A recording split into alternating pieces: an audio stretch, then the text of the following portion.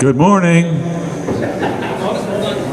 Welcome to our legislative breakfast, sponsored each week during the legislative session by the Bridport Grange and Addison County Farm Bureau, with some help from our friends at the Addison County Chamber of Commerce and the Addison Regional Planning.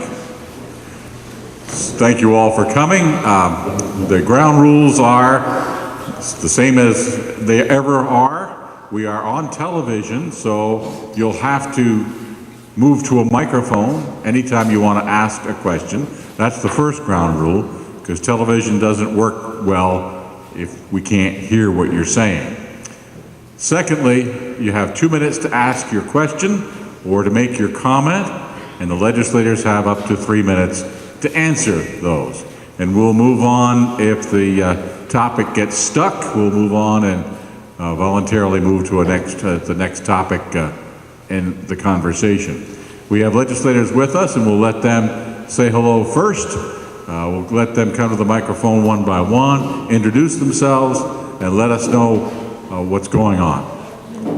Senator Ayer. Good morning. Oops. Good morning, everybody. It's nice to see you this morning. It's really a beautiful morning. I felt like I didn't need a coat. And I came early for my nice breakfast because I have to leave in 15 minutes. My apologies. I have to be in Montpelier. As you might know, it looks like there are just 3 of us here. Friday is the drop dead day in the Senate and the House. If we don't have our bills out, they're over. They're history. So I'm not sure what Chris is doing. I do know Diane has to be in Montpelier today, and I'll be leaving in about 15 minutes. But I'm doing healthcare and drugs. Not really doing drugs, but doing drug bills. And a lot of sort of complicated, arcane Medicaid rules and licensing. But I'll tell you more about it a week from Monday. Thanks. Good morning. My name is Chris Bray. I live in New Haven and serve along with Senator Ayer in the Senate. My morning committee is Natural Resources and Energy, for which I serve as chair. And in the afternoon, I serve on Senate Education. The major work where Claire just mentioned our big deadline, so we have bills coming to the floor this week. The Clean Water Bill will be coming to the floor. We're also doing a bill on aquatic nuisances. We're looking at doing a little more work on clean energy, and that's the focus of our work for the first half session. All right. Good morning. I'm Harvey Smith. I represent the towns of Weybridge, Bridport, and New Haven, and I serve on the House Agriculture and Forestry Committee, and we have been working on a number of bills. One is rides at fairs. We didn't realize that there wasn't any inspection process in the state, and we're really concerned about what the impact of some kind of an accident might have on our ability to keep our fairs open and profitable. So I think this is about the 3rd or 4th year we've been trying to find a solution for it, but I think we're getting closer to that as we speak. We're working on a forest miscellaneous bill that has provisions in there about forest operations being exempt from Act 250. That was originally in the Act 250 bill, that forestry below the elevation of 2,500 feet was exempt, and they've been kind of reaching in and grabbing some of those. And in that bill, we also are trying to find ways to address the ownership, the responsibility over tree cutting on our rural roads. So that's there. And then the House Ag Committee did pass a ag accessories bill that helped clarify what was ag accessories on farms and given the farm community some guidance and direction and an expedited process to be able to do those activities. Thank you. Terry? Terry Norris to represent Benson, Orwell, Shoreham, and Whiting. I'm on the Ag and Forestry Committee with Harvey, and he just about said everything we've been doing. Thank you. Dave? Good morning, everyone. I'm Dave Sharp from Bristol, representing Bristol, Lincoln, Starksboro, and Moncton, and chair of the Education Committee. Our committee has been working very hard on revamping, reorganizing special education since day one. Last week, we were able to pass out a bill unanimously that overhauls how we do special education in the state of Vermont in two fundamental ways. One is that we change the rules, and the other is we change the funding. So currently, we fund on what we call a reimbursement basis. And the way I like to characterize that is if I send all of you out to go grocery shopping and I said I would pay 60% of the bill, that might influence your shopping habits.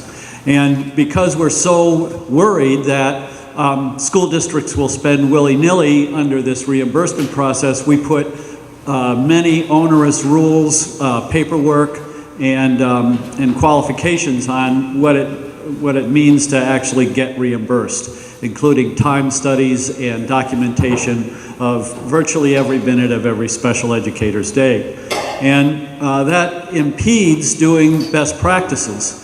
So the practice side is that by removing many of these onerous rules and funding based on just the student population in a community, then school districts are able to use best practices and actually create better outcomes for students in our schools, relieve them of a lot of the administrative onerous work, and allow them to actually work with students. So we're quite excited about it. I'm hopeful that it will get to the governor's desk before we go home in May, but it has a long road to go. Thank you. Warren? Good morning, Warren White from Ferrisburg, and representative for the five-town district, and also includes Vergennes right here, Waltham, Canton, and Addison. I serve my fourth year on the Energy and Technology Committee, and one of the important bills that we are looking at and hope to get out of committee this week has to do with the electrical energy and rates in Vermont businesses being competitive. A large business like Global Foundries was IBM. Their electric bill is around $35 million a year.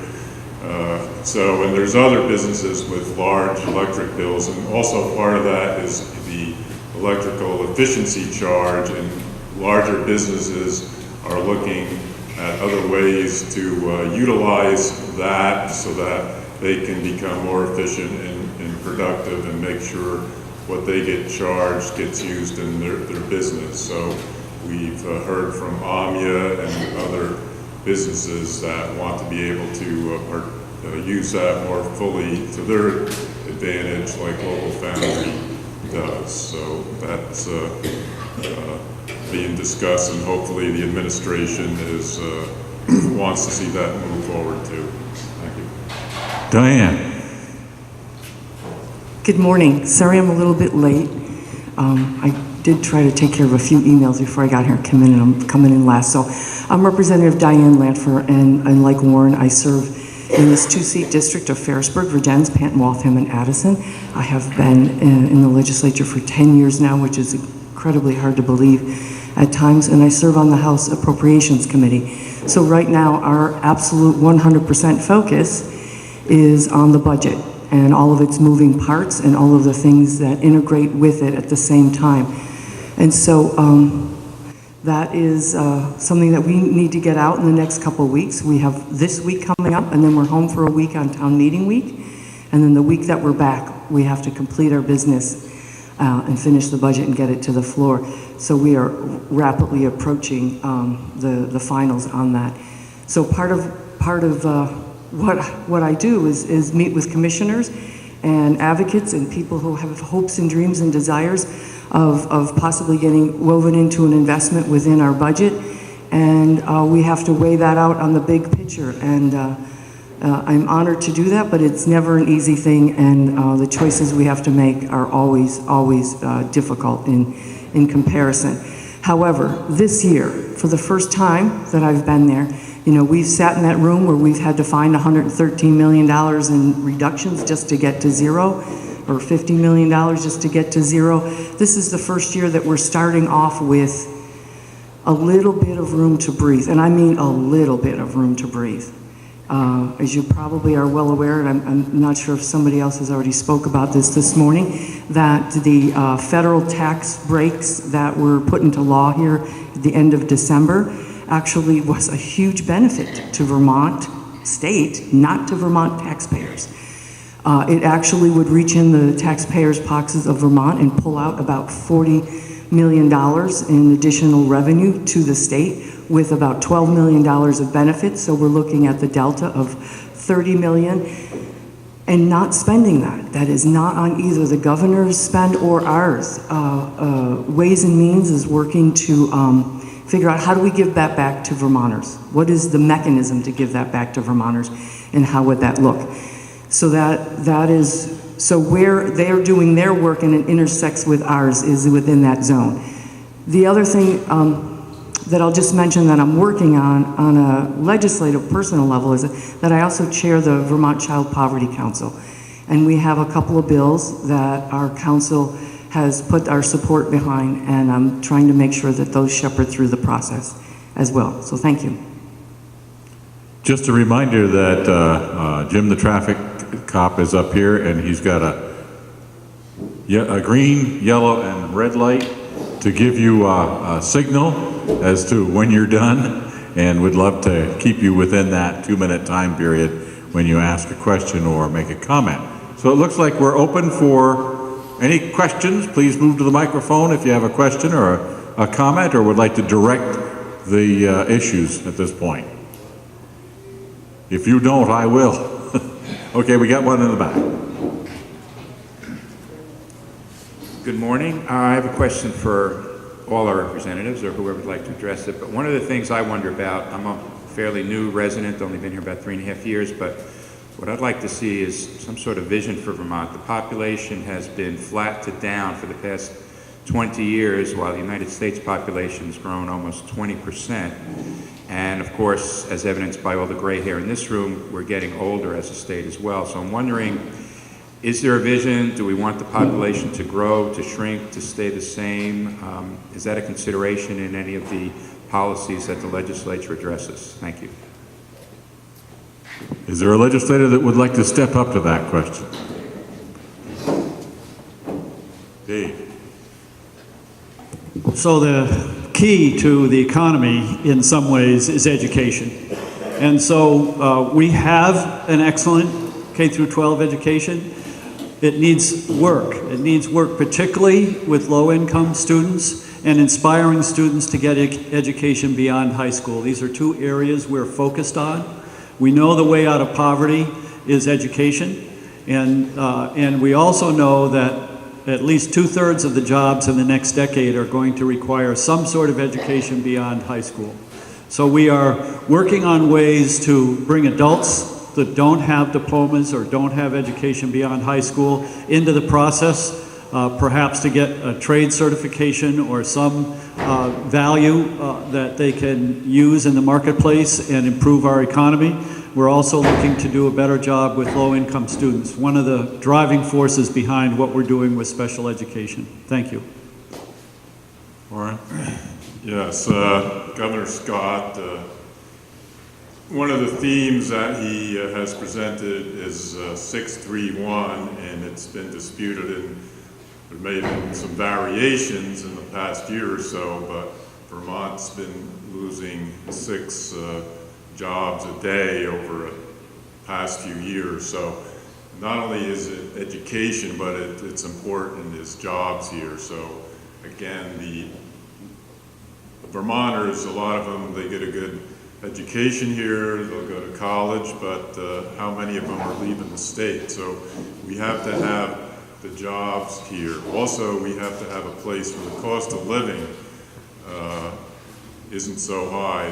The price to live in Vermont, housing, taxes, all these are right up there compared to other states. So that's another part of having young families here. If we talk with businesses around here, they will say that they can't offer a lot higher wages compared to other areas of the country, but people are reluctant to grow a business here in Vermont because of the high cost of living here. So we have to address that and property taxes. And the other part of that is, as I said, we've had businesses come in here and they have their locations in different parts of the country, making similar products and mills, and they look at the not only property taxes, but what the price of electricity is in Vermont, and often it's 30%, 30, 40, even 50% higher. So there's another reason why we got to be very careful as we look at putting out renewables. Generally, these renewables are a lot more expensive. The new solar array, say in Canton, or these solar arrays, the price of electricity off of them are 10 or 12 cents a kilowatt hour. Hydro-Quebec power we get at 5.5%, 5.5 cents, excuse me. So a lot of those factors we got to look at. If we want to grow the economy, we have to have the jobs, and we got to look at what it costs to live in Vermont. Good morning. I'm Andrew Pizzullo from Middlebury. I'd just like to comment. My youngest son, my third and youngest son, finally left Vermont. He was lured away. His income increased by $20,000. So I really had no argument for him to say, why don't you stay here and work for low pay? All right. Now, the legislature has an opportunity to help keep some of these young people here. They don't want to work for low pay. They get $20,000 more for moving 150 miles. There's a bill in the legislature. Help out Vermonters. Give them a raise. Maybe some of our children will decide to stay. Sounds like the minimum wage bill. Legislators, Dave? So I have to dispute the loss of 6 jobs. We haven't lost 6 jobs. We've lost 6 people out of the workforce. One of them, I'm one of them. I retired from teaching in 2012. Many of us are aging out. There's actually a bunch of jobs out there. I hear various numbers between 300 and 1,000 jobs today are available for people to work in. And you hit the nail on the head, Andrew. It's wages. When my sons graduated from UVM, the wages for electrical engineer, my oldest son, were much higher out in the rest of the country than they were here. Many graduates leave for that exact reason. So wages is the problem. Part of that is the cost of living here. It's probably never going to be cheap here. So what attracts people, despite the high cost of living, what attracts people to come to this state? And I would argue the quality of K through 12 education, the safety of having a state that's relatively low crime in the United States, and the fresh air, the work we do around the environment, how important it is for us to make sure that our waterways are clean. It's the quality of life here that brings people here, and we do need to work on ways to increase wages. Thank you. Senator? There are a lot of threads that intersect on this topic of demographics, jobs, wages, benefits, education. They're all really interrelated. So I'll just pick out one of those threads. I think for several years now, I've been repeatedly talking to employers, and they say, I have positions open. I wish I could find trained employees. And so there are 2 places where we're working to improve the pipeline of qualified employees that are available to employers, and it happens really in 2 main ways. One is that people go on to post-secondary education, so college or other training, and what we've seen is, although we have an excellent high school graduation rate, roughly 40% of people don't go on to more training. Tom Sullivan, president of UVM, was in Senate Education 2 weeks ago, reminding us that in general, a college education leads to earning roughly $1 million more income over your working lifetime. So it is a good investment that brings people into higher paying jobs.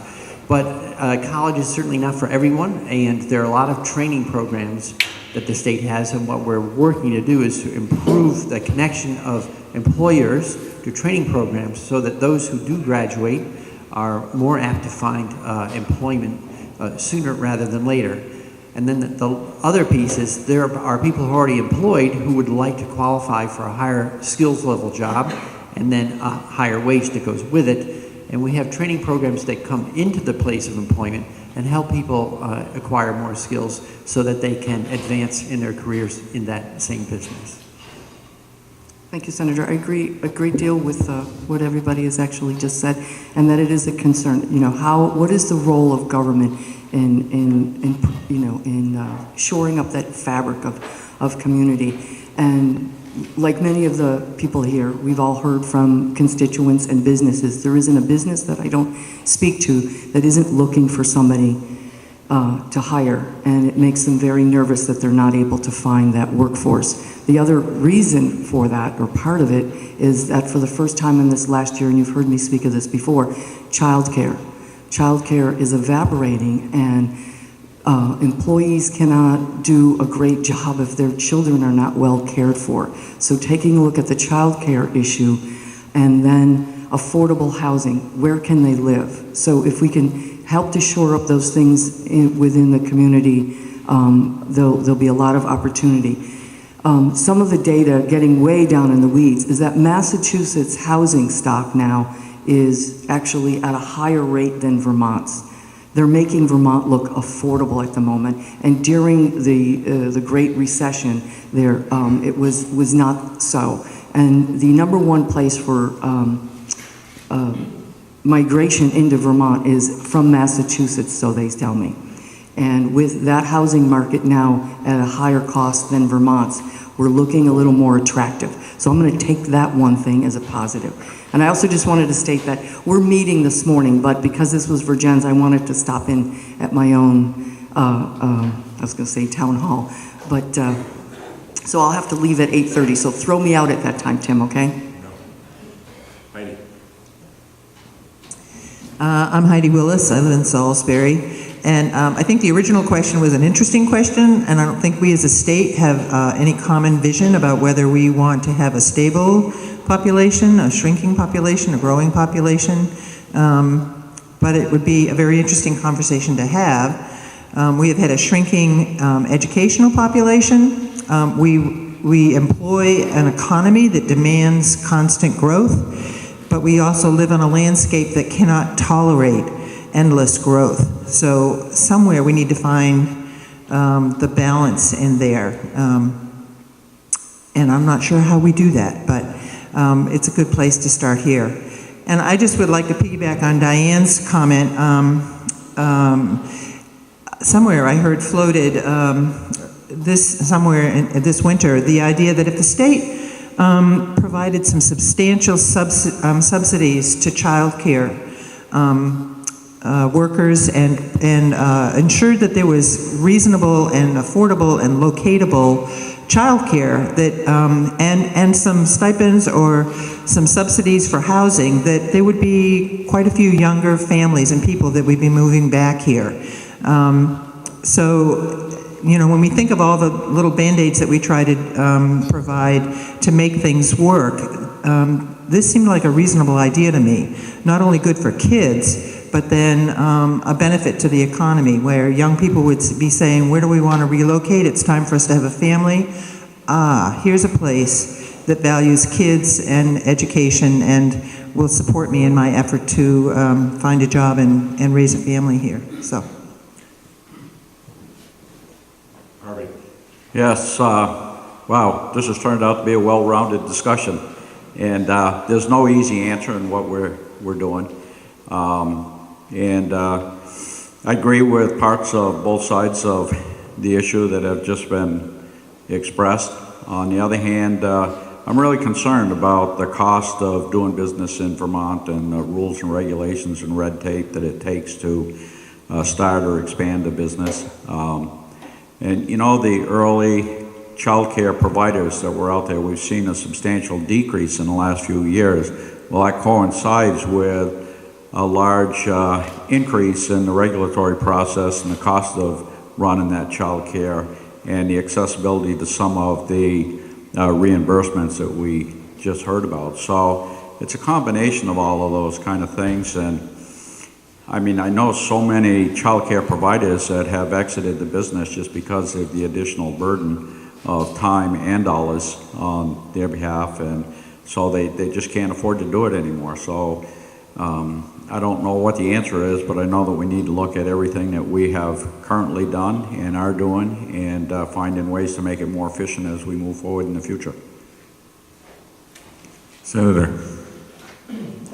Just to add a little to what Harvey was saying, so I serve my other committee, afternoon committee, Senate Education, and we've been talking about potential new rules that relate to improving the quality of the pre-K experience. I mean, there's been a lot of science in the last 20 years that shows how critical those early years are in terms of forming, while your brain is growing and developing at an incredibly rapid pace. So it's not just someone being minded, but there's also the possibility of doing things that really are enriching for kids. So, but at the very same time that we're talking about improving the quality of that education, the question I had to my colleagues in the committee was, we have a program to subsidize rates to help more working families bring their kids to quality child care, but we underfund it. And I think that underfunding is roughly $9 million. So my request just last week in committee was, I would hope that we would look at fully funding a current commitment before we might start applying more pressure to the system to change the way in which it operates from a quality standpoint. Because most of the time in life, quality costs something. So what we're sensitive to is what Harvey was just mentioning. There have been, I think, roughly 200 child care centers that closed in the last 2 years. So at the same time that we're trying to improve their quality, we need to make sure that we support them so that they stay a valuable resource for Vermont kids and working Vermonters who need quality child care. Dave. So we're looking at 3 important bills in House Education. We're looking at and have passed the special education bill. We're looking at pre-K, and we're looking at education funding. So pre-K, Act 166, is roughly speaking a disaster. We continue to have, although many have closed, also many have opened, we have 400 pre-K centers, and we have over 1,300 including pre-K, we have over 1,300 child care centers. One of the things that we've done with Act 166 and these vouchers that we've created is that we have created a business model that works for 3 and 4-year-olds. Pre-K program works. What doesn't work is 0 to 3, and we've actually shifted a lot of these programs away from 0 to 3 to 4 and 5-year-olds, 3 and 4-year-olds, excuse me, I get the numbers confused a little. But the infant care is where we're really, really struggling in this state because we have shifted the money and the business model away from infant care to pre-K. If we run 180 kindergartens in the state, and we continue to think that we have too small schools and that we need to create environments where we have larger schools so children can get a better opportunity. We have 400 pre-K centers. If we applied that same logic to pre-K centers, it's pretty cost ineffective to try to run a pre-K center with a few students in it and have quality program for those students. So we have some really big problems with 0 to 5, and we're going to continue to work on them in House Education.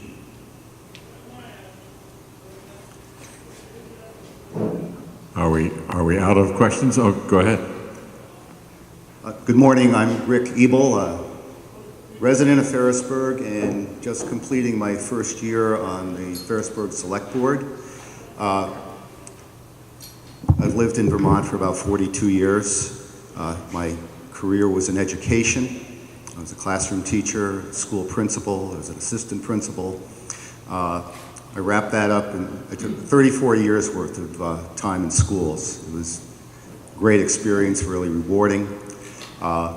When I was done with that, I started doing carpentry, working on my own home, renovating it and the like, really enjoying that kind of work.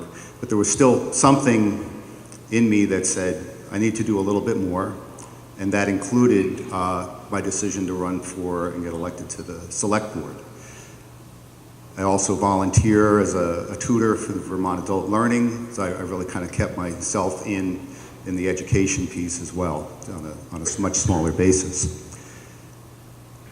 When I decided to come to this meeting this morning, I realized that I think I said it was maybe 2 decades since I've been to a legislative breakfast. It's probably been 3 decades. Right? It's been a while. But I came today particularly around particular concerns that I have, that I'm sure we all share, and issues about what's going on around us. On the more mundane side, I wanted to thank Warren for your efforts to help Ferrisburg get the town charter moved through the legislature. If I've learned anything in my year on a select board, on a small town board, is that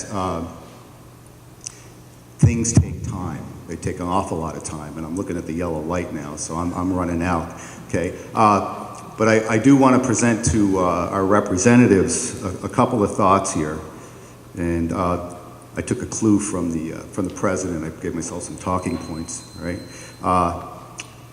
So I'm just going to say the words, and I'll let you folks take it from there. I see you're all really capable of getting up and speaking to things.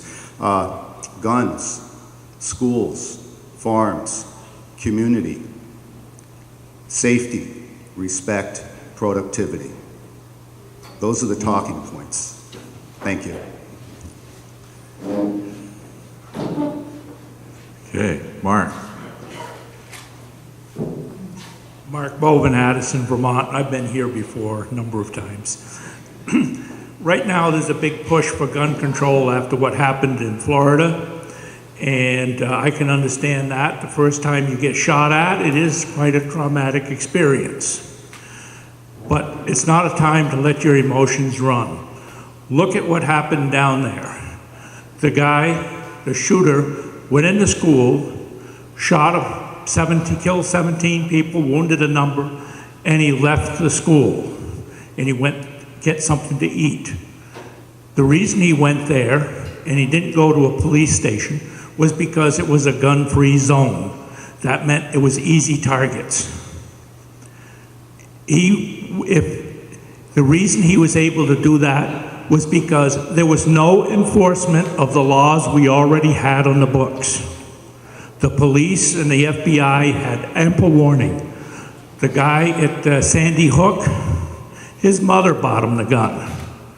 The guy over there in Colorado, he wasn't qualified because he's a psychiatrist, never reported to the police that he was a threat to the public.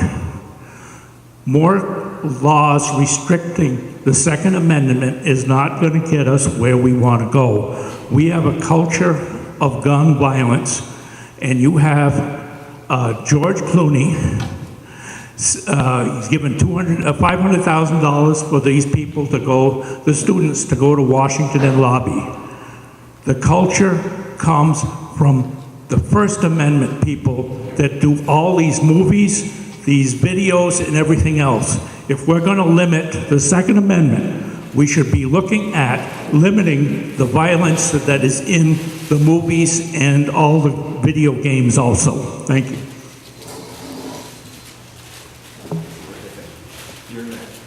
Spence Putnam, Weybridge. Well, this is an issue that's in everybody's mind and has been for a long time, and it's traditionally the third rail of politics. It takes a good deal of courage to stand up and talk about gun safety legislation. But I think we're really at a tipping point, and a near miss just 30 or 40 miles from here in Fairhaven has really got our attention. And the governor has now signaled a willingness to talk about legislation for gun safety. I think the people who are advocating tighter controls on gun ownership are very, very aware of the current interpretation of the Second Amendment, and they do not intend to infringe on that. I understand that there are 3 proposals in the legislature right now, and I'd be interested in knowing how our legislators stand on this. There is overwhelming support in the public for things like taking guns out of domestic violence situations, withholding gun ownership rights from people who shouldn't own guns, and expanding background checks. So I think there's legislation on all 3 of those topics.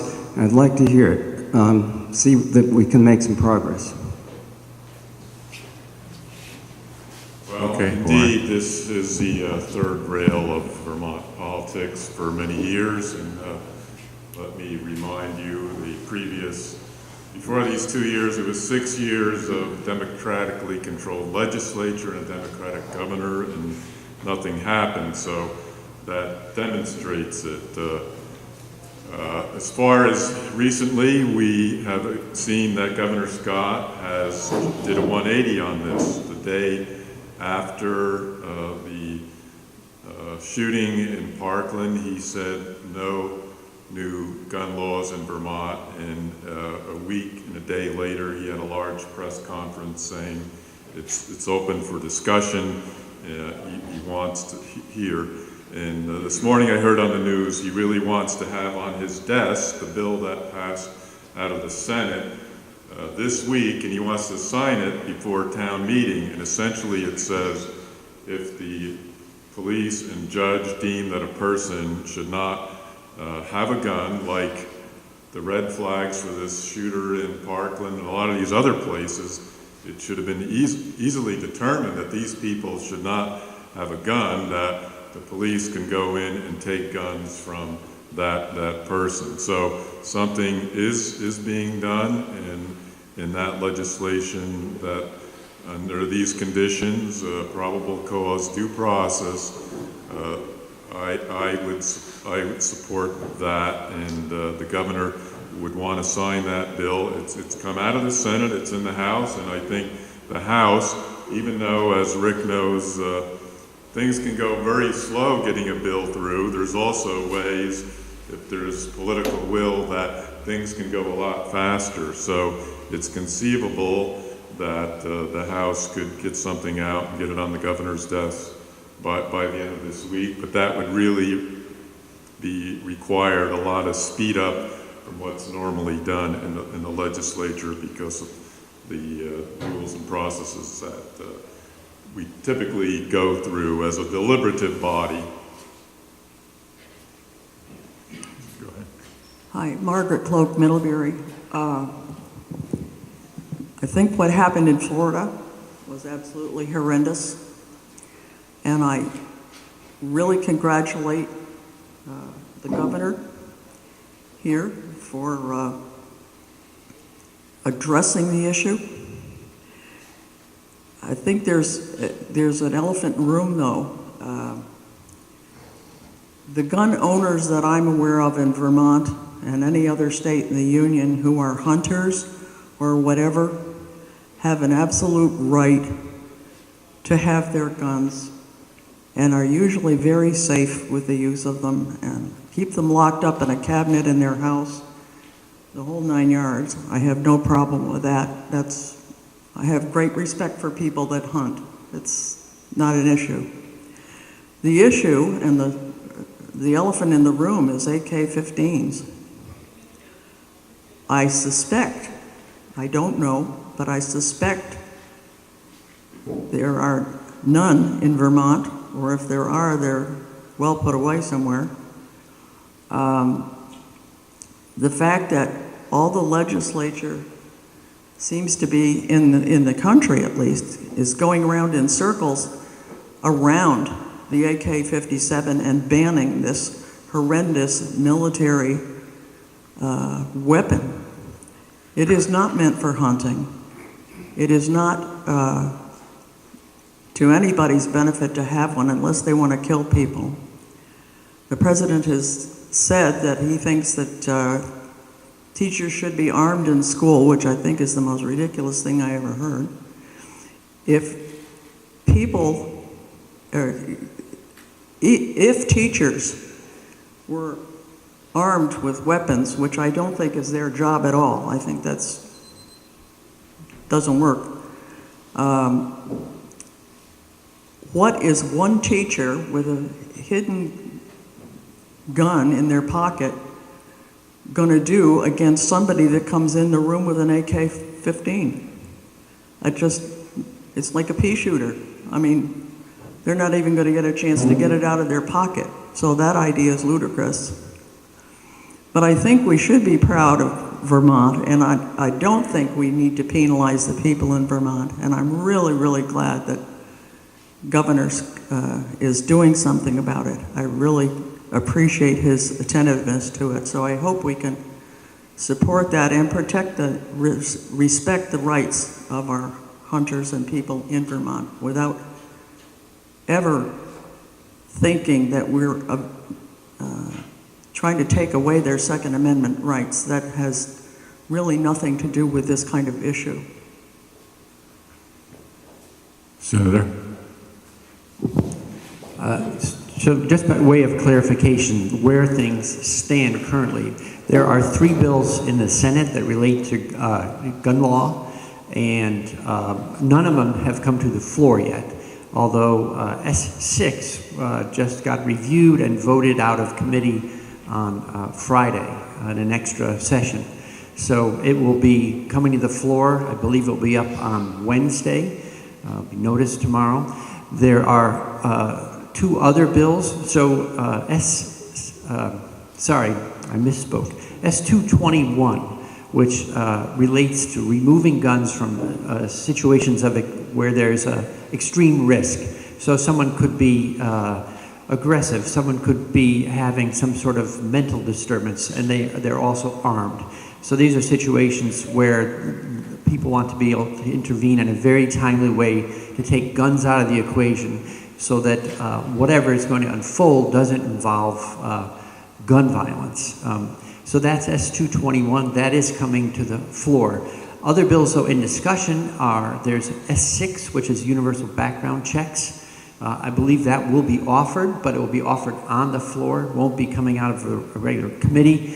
And then there's another bill that relates to reducing domestic gun violence, reducing the risk of that. I think that is H422. And I think that elements of that, as I understand it, were added to 221. Some people believe enough was brought into 221. Other people believe that critical elements of that were not incorporated into it. So it is very actively still bills are being crafted and will be brought to the floor. I suspect there'll be amendments, and they will, I believe, by Thursday, the Senate will have acted on this group of 3 bills. For my own position, I support common sense gun reform. I have no aversion to guns in any way. I happen to enjoy shooting. I have a sharpshooter rating. So I, like many other people, understand guns and how they can be part of a healthy sporting lifestyle. But this is guns in a very different context. This is guns related to violence. And we can do better at ensuring that Vermonters in general, and particularly kids in school, are safer. I would also agree with one of the earlier comments. We do have existing laws, and we need to ensure that we enforce them well. It's not just about adding new law. Thank you. So things have dramatically changed quickly, and I have never, although I haven't been there that long, but never seen anything, a topic or subject or situation garner the support of our governor that quickly. So being in the building, you could imagine the feeling when hundreds, I'm not even sure, I don't know if it's thousands, but of high school students from across Vermont twice came to the State House and filled the rooms demanding us to take action and seeking our protection. And it is a very, very, very powerful ask. And that is, and I'll give him a lot of credit, Governor Scott responded to that call. So what's happening next is what I believe he is in support of, and many of us are now working to figure out how can we all figure out a path to get to that. Universal background checks, limited, I think he said, limited magazine size, and looking at the age of purchasing. And I'd have a question around purchasing what and for when. But I think those were the three. And the senator has laid out the bills that are in play at the moment. So all of that is happening in real time. The other thing that has happened this past week because of that reaction and looking at the schools is that there have been conversations at the budgetary level and an ask from the governor to find $5 million to work with him to invest in school buildings and other ways of protecting. So we're working on that as well. So from my point of view, we have myself and many others that are supporting that direction, and we want to work with our governor to find a path. And whether that is done by town meeting, that is a goal, but we shall see. Thanks. Terry? Obviously, I'm concerned about this since two of my towns are in the Fairhaven district. So that I'm sure there's a lot of people down there that are concerned. One thing I believe, I could be wrong, but I believe that Vermont already has a law that the AK-15s, you can only have 5 bullets in your clip. So really that's the same as I have in my 300 Browning. It's no different. It's not an assault weapon, and trust me, I know a lot of people that have one, and they're perfectly legal, and they use them for a lot of different things. Dave? So my understanding was the 5 cartridge limit was for hunting purposes only, so that there wasn't any restriction otherwise, but we need to learn that. I just wanted to say that this all unfolded rather quickly after the news in Fairhaven. The Speaker and the President Pro Tem held a press conference asking the governor to reconsider his position. Shortly thereafter, I was one of about 20 people, because I'm chair of the Education Committee, into the governor's office where he announced that he was changing his mind and passed out a memo that had a dozen or 20 suggestions of areas that he would consider either moving on quickly or having a discussion to improve gun safety in the state of Vermont.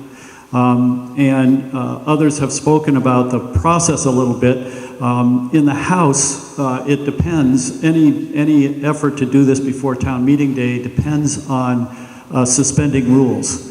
And that requires the leadership from both caucuses, the Democratic and Republican caucus, to agree to suspend rules. We do not have the votes in either caucus to overrule the other for suspension of rules. So this will require a bipartisan effort on the part of the Republican and Democratic leadership to allow us to move forward with any bill before town meeting.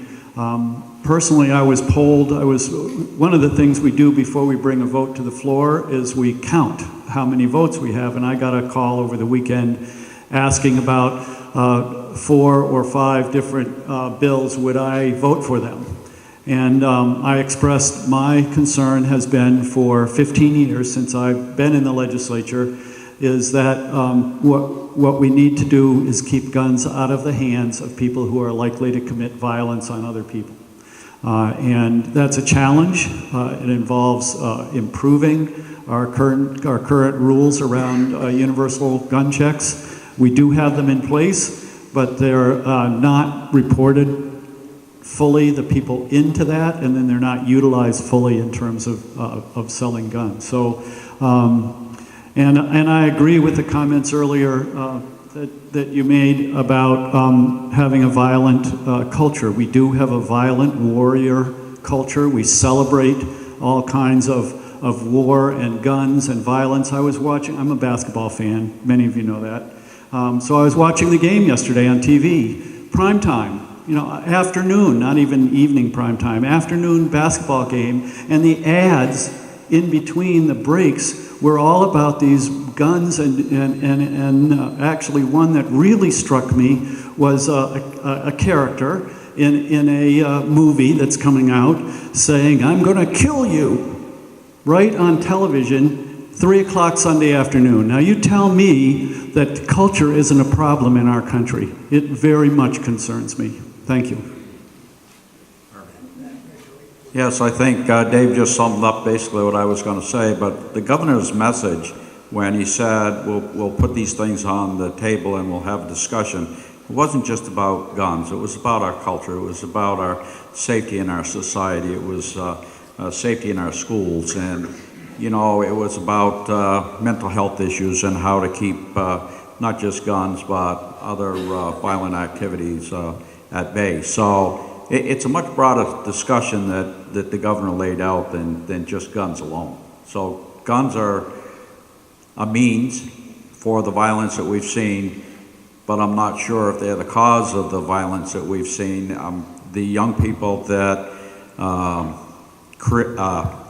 committed these crimes, they showed signs before it happened, and it wasn't followed up on. In one case, the FBI had been tipped off. They never followed up on it. So there's a number of steps we need to take as we go through this, and I hope as we're having this discussion, we all keep an open mind so that we look at everything that might be a potential cause of the kind of effects that we're seeing. Heidi Willis again from Salisbury. I'll just share a couple of anecdotes. I think I agree that the discussion needs to be very wide-ranging. I think it's very possible to maintain the rights of Second Amendment gun owners, but also to also address the rights of people to life and liberty, which for too many people in the recent years that's been limited or snuffed out. But I will say the other thing that I think about is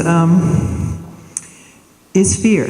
So the day after the Parkland shooting, I was in an early morning meeting, and one of the folks at that meeting was a young mother. She'd been a part of this group for several years. She often brought her children to the meeting, but they're now in school. So at the end of the meeting, she had been very quiet during the meeting, and at the end of the meeting, I just kind of checked in and said, "Are you okay?" And she looked at us and she said, "I sent my kids to school today." And she started weeping. So, and that which really grabbed me, I'm just multiplying all the parents in this state, in this country, that now are sending their kids to school, wondering if they're going to see them again at the end of the day. And then the other comment I heard recently was from one of these young folks that are speaking up, and they said, I was born after Columbine. I don't know what it's like to live without that fear, without having lockdown drills, without figuring out what you're going to do if there's going to be an active shooter in school. So I think one of the questions we need to think about is, what degree of fear saturation will we tolerate? How much fear do we want to live with on a daily, in and out, everyday basis? And try to mitigate, just try to balance out the day-to-day fear and the rights to own a reasonable gun. So.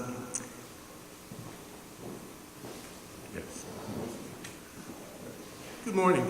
My name is Jim Papagni. I'm a transplant to Vermont from New York State. I retired in 2013 from the Department of Defense and decided to come to Vermont because it was the second safest state in the Union. I agree that open discussion needs to be held about guns and what's involved, but education is more important, or I should say is just as important. A gun is an inanimate object. How can you demonize an inanimate object? It's a tool like anything else. But the discussion needs to be held on cognizant ground. There is no such thing as an AK-15. It's an AK-47 or an Armalite AR-15. They are not assault weapons unless they're in their homogeneous form, the original M16 or the AK-47, which were select fire automatic weapons. An AR-15 and the sporterized AK-47s are sporterized semi-automatic rifles, which are used for many different sports and self-defense as one item. I think we also need to remember Vermont is a rural state, and I'm going to give you a couple of examples. Having moved here, I live right here in Ferrisburg off of Route 7. I've had a large black bear in my garage. My wife was almost knocked over by the dang thing, and a single shot weapon was not going to take down that bear. I've had a bull moose in my backyard, and the only reason we didn't get hurt by that thing was because we heard him. He was bellowing and he was mad. I've had a mountain lion. Don't let the state tell you there's no mountain lions in Vermont. I've had a mountain lion in my backyard. And also, a lot of you folks in Ferrisburg need to be aware, there's a pack of crossbreed coyotes, 90-pound dogs running in a pack. So a single-shot weapon is not going to protect you from a pack of animals like that. So I guess my point is, you got to remember that there's different needs for self-defense and things like that. And yes, an open discussion needs to be had on what's going on. But as I said, that open discussion needs to be made on an educated, intelligent level, not the types of discussions where it's all emotion and all statements based on total ignorance of the facts and reality.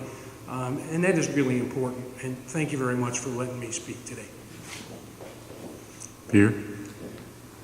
Peter Briggs, Addison Town. I heard a rumor that Governor Scott's dramatic U-turn on gun control was a compromise with House leadership and Senate leadership, that they put through legislation that would ban teachers' right to strike. Can anybody confirm or deny this? That's an interesting question. Dave? I don't believe that's the case. Okay. Senator? So I'm following instructions. I came to the microphone. I have not heard that at all till now, so it will be news to me. If that happened, it was a discussion amongst some other group. I'd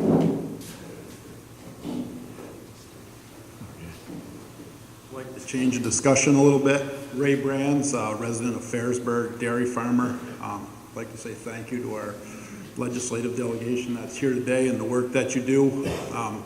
My concerns center around the water quality legislation that is up. I'm a member of the Champlain Valley Farmers Coalition, and we've been involved in new agricultural practices, and I say new as in the last 10 years probably, with cover crops and no-till planting.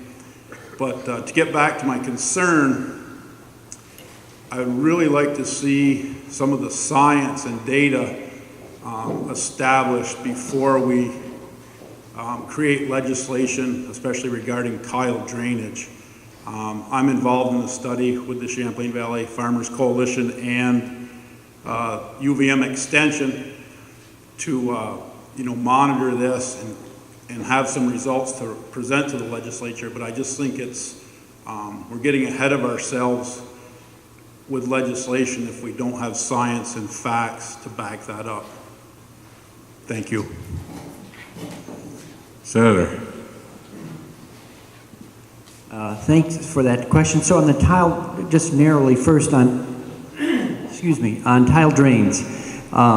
I'm not aware of exactly what may be proposed, when, where, and how, but the Agency of Agriculture just brought forward a draft rule on tile drains, and I think the whole discussion got into play back in 2015 when we passed Act 64, the Clean Water Act. That act said that by the beginning of this year, we would have a tile drain rule. And last year, the Ag Agency came late in the session and said, we'd like to push that off 4 years and do additional work. That extension wasn't granted. So the agency, I think, somewhat unhappily, but jumped to and finished up a draft rule. It's just been taken into the first step of formal rulemaking. So that'll move forward in the, not in the legislature, but in the rulemaking process over probably the next 6 months or so, something like that. But to water quality more generally, S260 is the main clean water bill for this session.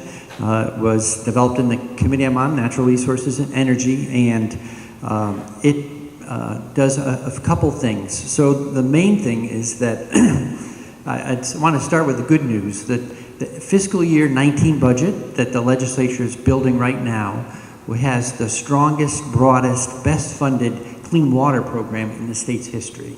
We have stepped it up 2 years running, and I think it's going to take many years to see broad improvement across the entire state.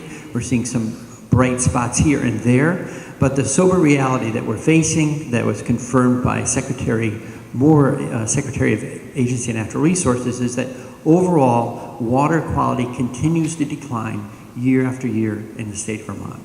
And our committee's position has been that we just have to say sort of enough is enough. We need to stop that diminution of water quality and turn things around and start to see an improvement.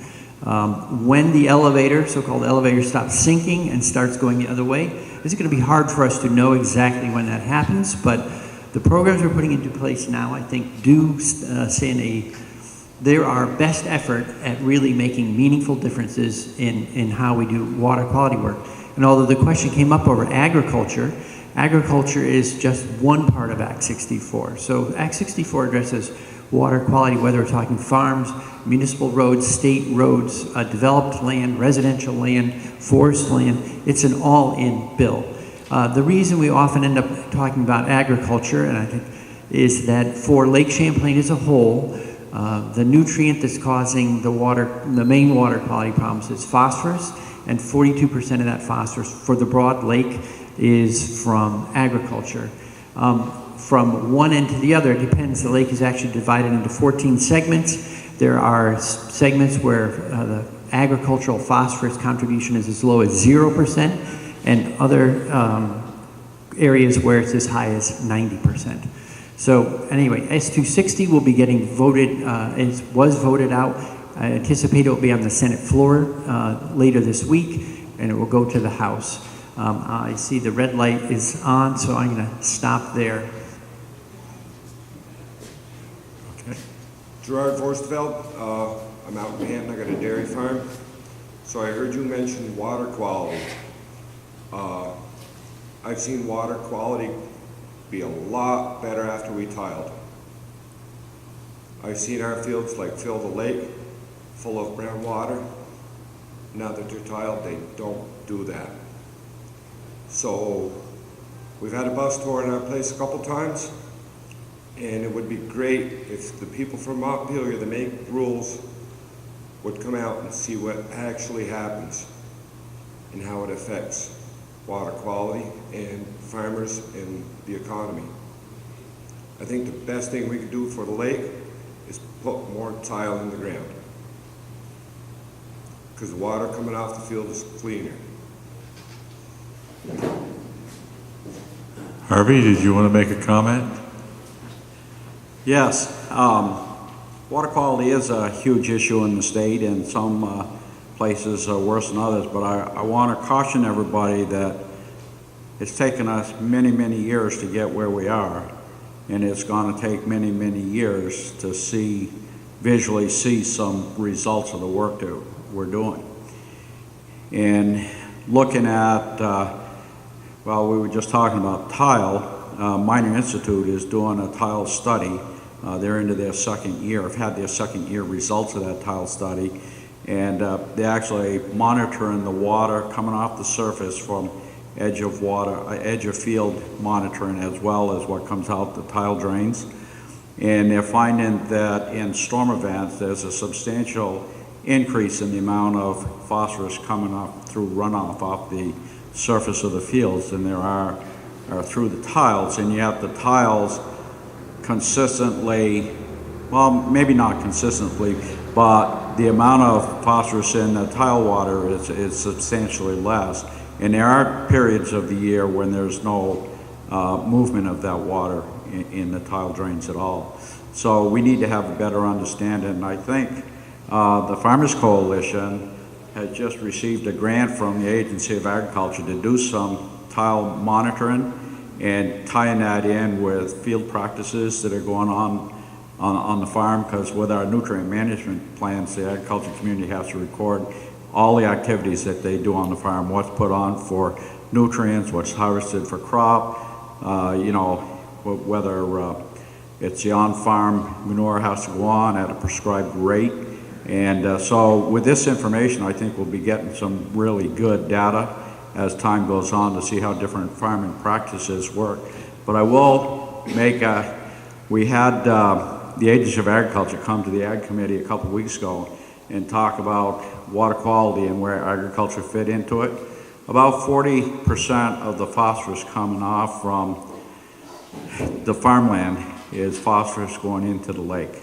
40% of that phosphorus is coming from farms. On the other hand, and what we're asking the farms to do is clean up 50% of the 50% of the phosphorus. So we're asking the ag community to step up a little further than the general public. So I want people to be awareness of that the agriculture community is really making a concerted effort to do their part on water quality. Thanks, Harvey. Senator? Sure. So I appreciate your comments about tile drains, and we've had mixed information. But by way of reassurance, there are many issues that come before the legislature that are too technical and require a long sort of scientific investigation. And so our normal process is to start a quote-unquote rulemaking process.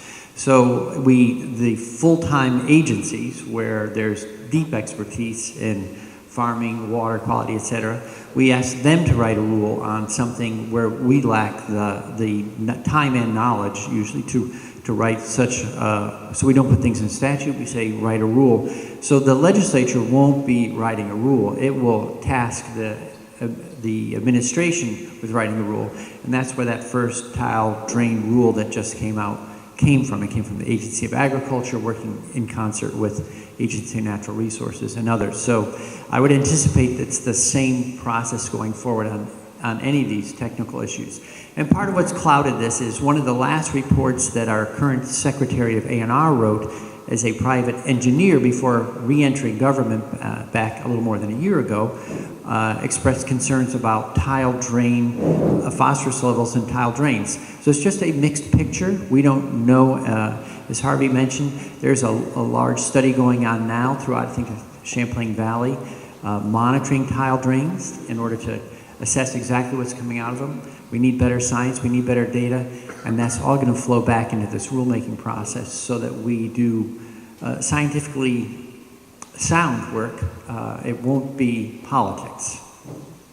Senator, don't leave for just a second, since you mentioned that in your comments that fiscal 19 had the best supported cleanup effort in it.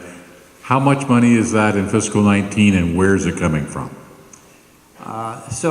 There are many, describing the collection of revenue streams that feed our water quality work. I wouldn't want to do that without a piece of paper in my hand, because there are roughly 15 different elements to that all build together. So there are federal dollars, but basically they fall into broad categories of federal dollars, state dollars, and private dollars, as well as, and then the municipal dollars. So it depends on what sector you're looking at. The most complex sort of assembly of funds goes to agriculture. So there'll be USDA money, NRCS money, Natural Resources Conservation Service. All those streams support different programs out on the farm landscape. And then federal money generally flows into the state for municipal road work, sewage treatment plants, storm sewer work, and then we don't want to leave out private developers. Private landowners also have a responsibility for maintaining water quality.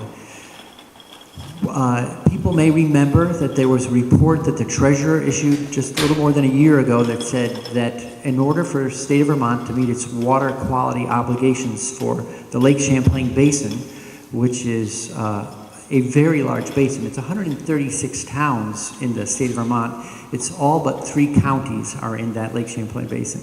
If, in order to meet that we're going to need to spend an estimated $1.2 billion over the next 20 years, beyond what we were already spending.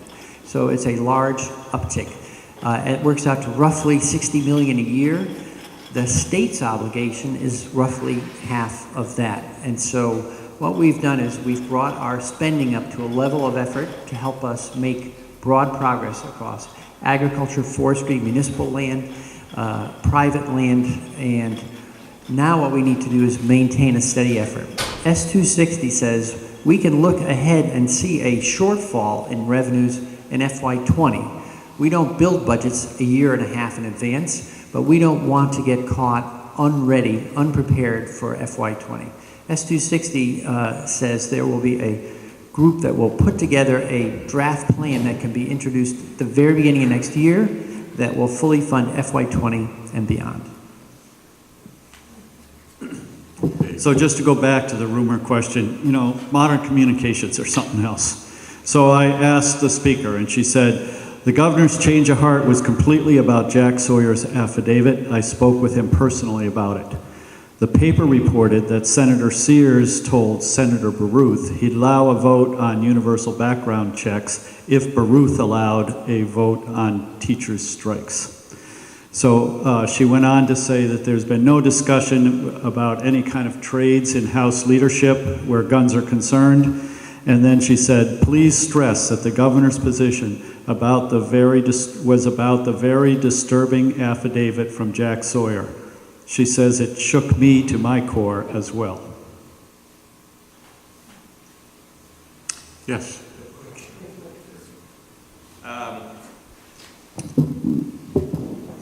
Well, first of all, I'm actually here to pitch on Thursday night in Bristol Firehouse. Tell us who you are again. Oh, I'm Mark Gibson from Bristol, and Bristol Firehouse, we're having a talk on healthcare with Deb Richter and Mike Fisher, healthcare advocates. Please come. And then I was late, so I'm sure you guys have talked already about healthcare. It's probably too late now, but I would love to hear the status of this. People should know there's a bill on the universal primary health care. So it's probably too late, but I would love to hear about that and the status of that, and that's certainly what this is about.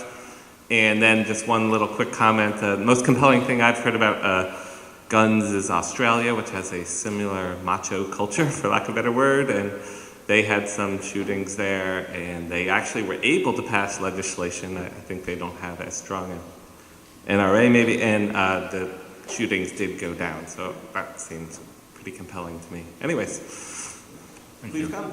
There's flyers over here. Thank you, John Cristiano, New Haven.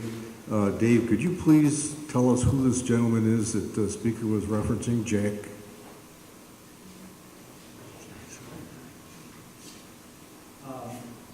So I believe this is, I don't know all the details on this, but I believe this was the fella in Fairhaven that was involved. So maybe somebody else has better information than I do. And I have not seen this affidavit, but it must have been quite disturbing if it shook the speaker to her core and triggered a change of heart on the part of the governor.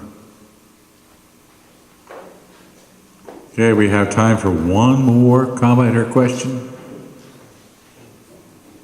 Somebody want to move to the microphone? Okay. Terry Racing from Lincoln. My question is about S103 that was put to lie on Friday regarding toxic chemicals and hazardous materials. Why was that? What does put to lie mean anyways? But it seems to me like it was put to death. Is that true? I'm looking at you, Senator Gray, because your name is on the... I'm happy to speak to the bill. I think it's an important bill. It basically it puts into place a process to identify and manage toxic chemicals more carefully and responsibly in the state of Vermont. And the reason that's important is that we have a problem with the widespread distribution and use of many chemicals in commerce and beyond that expose people to toxics. So probably the best known recent incident is PFOA down in Bennington, where a manufacturing plant emitted, there were a few different ways it got in the air, but mostly it got in the air, settled onto the ground, got into groundwater, got into people's drinking water, and PFOA is carcinogenic. So it caused great concern. They tested hundreds and hundreds of wells and found many hundreds with PFOA in it. When the state tried to respond to that, they found a lot of awkward gaps in information. So this bill says we need a better way to manage that information and then also be able to identify particularly toxic substances and warn the public about them. So we voted it out of the Senate. I'm not sure when you say it was put to lie, where that is. I could talk to you after, get on the legislative website and track down its exact current status. But it went to the House, and I believe not Health and Welfare, Representative Pugh chairs Dave Sharp will have to help. That's Representative Lippert in the healthcare committee. Oh, okay, so it's moved around over there, and my understanding has been all along that there is interest in passing it. If there's a hang-up, I don't know what it is, but I'll be happy to look into it and get back to you. Well, thank you all for coming this morning. We appreciate your attendance at our weekly programs brought to you each week during the legislative session by the Bridport Grange and the Addison County Farm Bureau with help from the Chamber of Commerce and Regional Planning. Let me remind you that next Monday, we're not having a breakfast. Instead, you can get involved with local politics. Don't forget town meeting day is next week, and we hope that you're all intimately involved in what's left of town meeting. We'll be meeting the week after at the Firehouse in Orwell. So if you're going down Route 22A, when you get to Orwell, turn left and go to the top of the hill. The Firehouse in Orwell will be on the 12th of March. We'll see you there. Thank you.